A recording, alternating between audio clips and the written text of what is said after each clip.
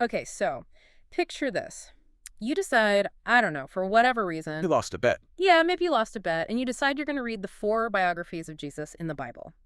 You start with Matthew, Hmm. then you read Mark, then Luke, and you start to get into a rhythm, It's familiar pattern, same stories, same basic timeline, same dusty roads in Galilee. Exactly. It feels like reading three different reports on the same event. But then you turn the page to the Gospel of John. And the rhythm breaks. It shatters. Suddenly, the parables about farmers are gone, and you're reading this cosmic philosophical epic about light and darkness and a word that existed before time. It is a jarring transition. You go from a gritty documentary to a metaphysical treatise. And that is exactly what we are unpacking today. We're looking at some fascinating lecture notes on biblical humanities that argue we might be reading the Gospel of John all wrong. We tend to treat it as just biography number 4. Right. But this deep dive suggests it's actually a radical re-engineering of the entire Christian movement. It's a rebrand. A necessary one. And if you understand why John is so different, it changes. It changes everything. How you see Jesus, and surprisingly, how you view the end of the world. Okay, that's the hook for me. The idea that this ancient book argues the end times aren't some future event we're all waiting for. That they're happening right now. It's a concept called realized eschatology. We'll definitely get there. But to understand the end, we have to go back to the beginning. The problem John was trying to solve. Exactly. Yeah. So let's talk about those first 3 Gospels. Yeah. Matthew, Mark, and Luke. We call them the synoptics. Seeing together, right, from the Greek. Right. They share the same perspective. And that perspective is fundamentally Jewish. When you read Matthew, for instance, how does he start? With a huge genealogy, son of David, son of Abraham. He's clearly writing for a Jewish audience who would care about that stuff. Precisely. The whole framework is Jewish. The central tension in those books is about the Messiah. And we have to pause on that word. Because we've heard it a million times. We've heard it so often it's lost its punch. For a first-century Jew, Messiah wasn't just a religious term. It was deeply political. They were an occupied people. Rome was in charge. Yes. They were waiting for a liberator, a king, in the line of David who would finally kick out the Romans and restore Israel. So when Mark writes his gospel, he's basically shouting, hey, that king we've been waiting 500 years for, I found him. It's Jesus. So it's the fulfillment of a very specific cultural national promise. But then time passes. Jerusalem is destroyed in 70 A.D. The movement's center of gravity shifts away from the Jewish homeland and into the wider Roman Empire. And that's when John comes onto the scene. Right. Most scholars agree John was written much later, around the turn of the 2nd century. And his audience isn't Jewish anymore. It's Greek, it's Roman, it's Gentile. Okay, so just imagine you're a philosopher in Ephesus. Someone comes up to you and says, great news, we found the Messiah. You just stare at them. The what? The son of who? David. Who's David? Why should I care? The term means nothing. Zero. They have no history of waiting for a Jewish king. So John has this massive marketing problem. How do you explain Jesus to a culture that doesn't share any of your historical assumptions? You have to translate it. You need to, create a software patch so it can run on a different operating system. That's a perfect analogy. Yeah. And that's why John pivots. He rarely uses the term Messiah. He goes for something much, much bigger. He presents Jesus not as a Jewish king, but as God himself. The creator God. Yes. And that's a massive escalation. Think about it. In the other Gospels, the big confession, the climax, is Peter saying, you are the Christ, the Messiah. Mm-hmm. In John, the climax is doubting Thomas falling to his knees and saying, my Lord and my God. It's a totally different scale. Yeah. You're not just asking for political allegiance. You're asking for recognition of the architect of reality. Yeah. Which brings us to probably the most famous opening line in all of literature. In the beginning was the Word. And the Word was with God, and the Word was God. We hear it at Christmas, and we just kind of nod along. But the source material really hammers this point. We are missing the punchline because we don't speak first-century Greek. We really are. The Greek word there is logos. And logos is so much more than just a spoken word. Right. In the Greek world, in Stoicism, in Platonism, logos was a heavyweight champion concept. It meant reason, the universal law, the principle that holds the universe together. So, the laws of physics, or the source code of the universe. That's a great way to put it, the operating system. The Greeks looked at the stars, the seasons, the logic of geometry, and they thought there has to be a rational force behind all this. That's the Logos. They were searching for a grand unified theory. Exactly. And John walks into this marketplace of ideas, and he starts his pitch. In the beginning was the Logos, and every Greek in the room nods. Yes, we know the Logos, the rational principle. They're with him so far. And then he drops the bomb, and the Logos became flesh and dwelt among us. That is the record scratch moment. It's completely scandalous. To a Greek, the Logos is abstract, it's pure, it's immaterial, the Force. You're telling me the Force put on a skin suit and walked around Galilee? It's like telling a physicist that the theory of relativity is actually a guy you can go have a beer with. That is exactly the shock value. John is telling the Greeks, that universal truth you've been searching for, that cosmic logic you meditate on, it has a face. It has a name. Jesus becomes more than just a savior for your soul. He becomes the definition of reality itself. Yes. I am the way, the truth, and the life. Not a way or a truth. The truth, the rationale behind everything. Okay, that theology makes sense, but it does bring up a huge logistical question that the lecture notes point out, and it's one that's always kind of bothered me. Well, let's hear it. The author. Tradition says it was John, the son of Zebedee, a fisherman from rural Galilee. Not exactly a guy with a PhD in philosophy from Athens. Not at all. So how does a fisherman from a backwater village end up writing this masterpiece of Greek Stoic philosophy? I mean, where did he learn about the Logos? That is the million-dollar question. And the source material offers a really elegant solution. It connects the dots between Jesus, John, and the Apostle Paul. Paul. See, I always thought of them as being in different camps. Paul was the apostle to the Gentiles, the globetrotter. John was one of the original Jerusalem guys. They were, for a time, but they are linked by one crucial city, Ephesus. In modern-day Turkey. Right. And in the ancient world, Ephesus was a beast of a city. It was like the New York or London of its time, a major center of culture, philosophy, religion. Now, who planted the church in Ephesus? That was Paul. It was Paul. And the book of Acts tells us he spent about 3 years there. And it gives us this one tiny, amazing detail. For 2 of those years, he taught daily in the lecture hall of Tyrannus. I love that name. It sounds like a villain's lair. It does? But it was a real place, a school for Greek rhetoric and philosophy. So picture it. Paul, who is this brilliant Roman-educated Pharisee, spends 2 years every single day debating Greek intellectuals on their home turf. So Paul is the one doing the hard work of translation. He's figuring out how to explain a Jewish Messiah to a room full of Stoics. He's laying the entire intellectual foundation. He's the one who starts framing Jesus in these cosmic, universal terms. Because he has to. That's the language his audience speaks. And the notes point out it wasn't just talk. The proof of power. Exactly. Right. Paul's teaching was apparently accompanied by incredible miracles. And for the pragmatic Greek mind, that was key.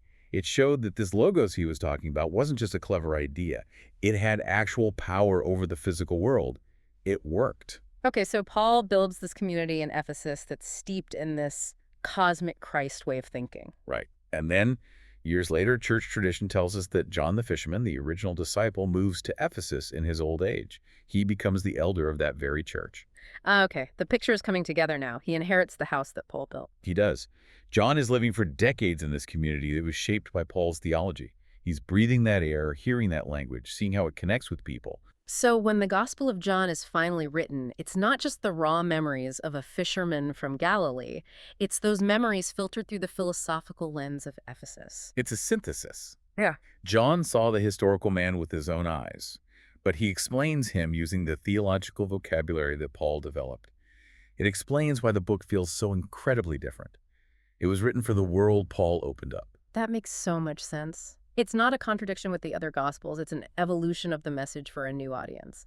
Okay, so we've got Jesus as the cosmic creator, the Logos, but the source brings up another massive shift in John's thinking that might ruffle a few feathers. Eschatology. The study of the end times. Always a crowd pleaser. Right. Now, typically when we think end times, we think about the future. You know, doomsday clocks, the second coming, waiting for Jesus to return on a cloud. That's called futurist eschatology. The idea that the kingdom of God is a future event.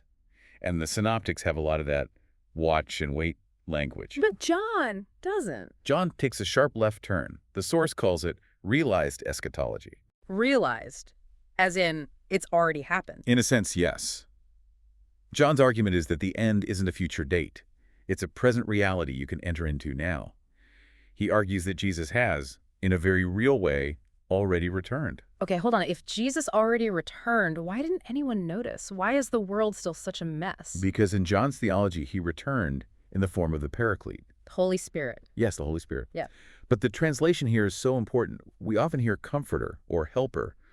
The source compares the Paraclete to something more like a Sherpa. A Sherpa. Think about it. A Sherpa doesn't just comfort you. A Sherpa knows the way up the mountain. They guide you, they equip you. They are the expert presence that enables you to make the climb. John's idea is that Jesus left physically so that this Spirit, this universal presence, could come. And because the Spirit is here, the kingdom of God is accessible right now. We're not waiting for a future rescue mission. We're supposed to be building the new world. The source is actually pretty critical of the modern obsession with predicting the apocalypse. It suggests that by staring so hard at the sky waiting for a future event, we're ignoring the divine power that's already here, working right now. We're missing the point of the Paraclete. The notes also had some sharp words for how we treat the Holy Spirit on a personal level. It called it blessing seeking. Yeah, that part was a little convicting. Yeah. Compares a lot of modern prayer to, well, to shamanism. Shamanism, that's a strong word. It is, but follow the logic. If my relationship with the Spirit is basically me trying to get God to do things for me, Spirit, find me a parking spot. Spirit, give me that promotion. I'm treating God like a cosmic vending machine. I'm trying to bend the divine will to my personal convenience. I think we've all prayed the parking spot prayer. Of course. But John's vision of the Paraclete is so much bigger. The Spirit isn't here to run your errands. The Spirit is here to align you with the Logos, with the universal reason of God. It's not about getting God to do what you want. It's about being empowered to participate in what God is already doing. So it shifts faith from being a private transaction, I give you worship, you give me blessings, to being a public participation. God, help me build this. Not God, give me this. So if the end times are now and we're supposed to be building this kingdom with the Spirit, how's that going for us? Right. I'm sensing the answer is not great. According to this source, we are failing the main assignment. And it all boils down to one final critical concept in John's gospel: unity. The source called this Jesus's last will and testament. It's a powerful way to think about it. When someone is on their deathbed, you lean in. You listen to their final words. In the other Gospels, the final command is the Great Commission: go and preach, go make disciples. It's about expansion. But not in John. No. In John chapter 17, the night before he dies, Jesus prays this long, intense prayer. And the core of it, the thing he asks for over and over, isn't let them be successful or let them be big. It is that they may be one as we are one. Oneness. That is the dying wish. And the source uses a brutal metaphor. It compares the modern church to a disobedient child who completely ignores the parent's last will and testament. Ouch. Look at Christianity today. What do you see? Division, thousands of denominations, splits over doctrine, worship styles, you name it. The source argues that while we are so busy with the Great Commission evangelism, we are completely ignoring the Great Commandment from John, which is to be unified. It's a huge irony, isn't it? We're trying to convince the world about a gospel of love and a universal logos, but we can't even get along with the church down the street. And that gets to the so what of it all. Why does unity matter so much to John? Because the credibility of the entire message hangs on it. By this, everyone will know that you are my disciples if you love one another. There it is. If Jesus is the Logos, the principle holding the cosmos together, then his followers ought to look like they're held together. When the world sees a fragmented, bickering church, it's basically an advertisement that the Logos doesn't work. If your operating system keeps crashing, nobody's going to install it. Perfectly put. Our division is a philosophical counterargument to the very thing we claim to believe. Wow. That hits hard. It really forces a rethink of what faith is supposed to look like. It's not just about believing the right list of facts. It's about embodying a reality. A reality of oneness. So let's just trace this arc one more time. We started with John as the odd one out. And saw that he had to shift Jesus from a Jewish Messiah to a universal creator, the Logos, to even be understood by the Greek world. A shift made possible by the intellectual groundwork Paul laid in Ephesus. Right. And then we saw that this cosmic Jesus didn't just promise a future apocalypse, but gave a present spirit, the Paraclete, to begin living in that new reality right now. And the primary evidence of that new reality is unity. It makes you see why John is so loved, but maybe so misunderstood. People love the poetry, for God so loved the world. But the actual argument of the book is incredibly demanding. It demands that we stop seeing Jesus as just our tribal savior and start seeing him as the very structure of reality, and that we stop waiting for a rescue and start building the ark together. We read Logos and think baby in a manger. We read Paraclete and think personal blessing. Right. We read Unity and we think potluck dinner. And the whole time the text is calling for a cosmic realignment of humanity. Just a slight difference in scale. So here's a thought to leave you with. If the end times aren't a future date to be feared, but a present reality to be lived, and if the universal law is really a call to radical oneness, what does that say about our current culture of outrage and division, both inside and outside the church? It raises the question, are we just memorizing the source code or are we actually running the program? If the Logos is about connection, then every wall we build is, in a way, an act of cosmic rebellion. That's a big one to chew on. Thanks for taking this deep dive with us. Anytime. We'll see you next time.